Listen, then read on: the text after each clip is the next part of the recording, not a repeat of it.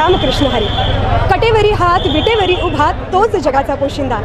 आणि याच पंढरीत याच भाविकांसाठी सागर डेव्हलपर्स घेऊन आले आहेत भव्य ओपन प्लॉट प्रकल्प, ते सुद्धा दर्शन रांगेच्या अगदी जवळ. इथे पाठीमागे आहे दर्शन बारी. नगरपालिका हद्दीतील नियोजित आराखड्यातील 50 फूट डीपी रोड. संपूर्ण प्रोजेक्टमध्ये अंतर्गत street lights, plot demarcation, plantation आणि प्रत्येक प्लॉटला स्वतंत्र नळ कनेक्शन. संपूर्ण प्रोजेक्टला तारेचे कंपाऊंड.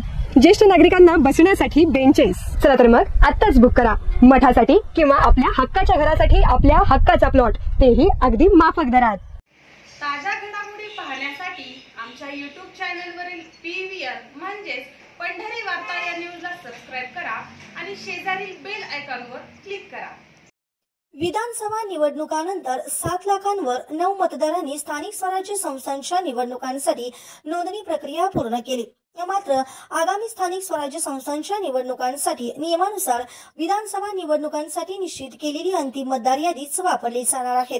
यामुळे या निवडणुकांमध्ये 9 मतदारांना मतदानाचा हक्क बजावता येणार नसल्याचे सांगितले जात आहे. राज्यात गेल्या अनेक वर्षांपासून प्रलंबित असलेल्या स्थानिक स्वराज्य संस्थांच्या निवडणुकांसाठी राज्य निवडणूक आयोगाने तयारी सुरू केली आहे.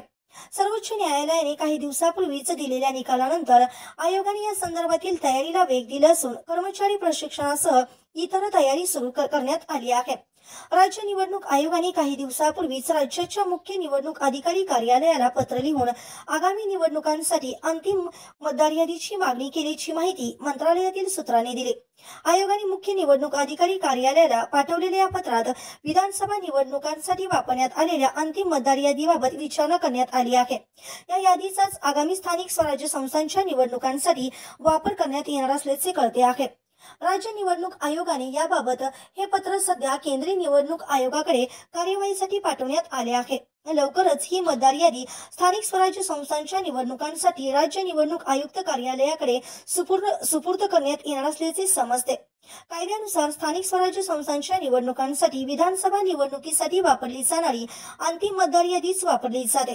त्यामुळे आगामी काळात राज्यात होणाऱ्या महापालिका, नगर परिषदा आणि जिल्हा परिषदांच्या निवडणुकांसाठी ही यादी वापरली जाणार असल्याचे सांगण्यात येते. विधानसभा निवडणुकांसाठी राज्यात एकूण मतदार संख्या 9,73,00,000च्या घरात होती. आता विधानसभा निवडणुकीनंतर हा आकडा जवळपास 9,80,00,000वर पोहोचला आहे. मात्र सुमारे 7 लाख 9 मतदारांना या नियमाचा फटका बसण्याची शक्यता वर्तवण्यात येत आहे.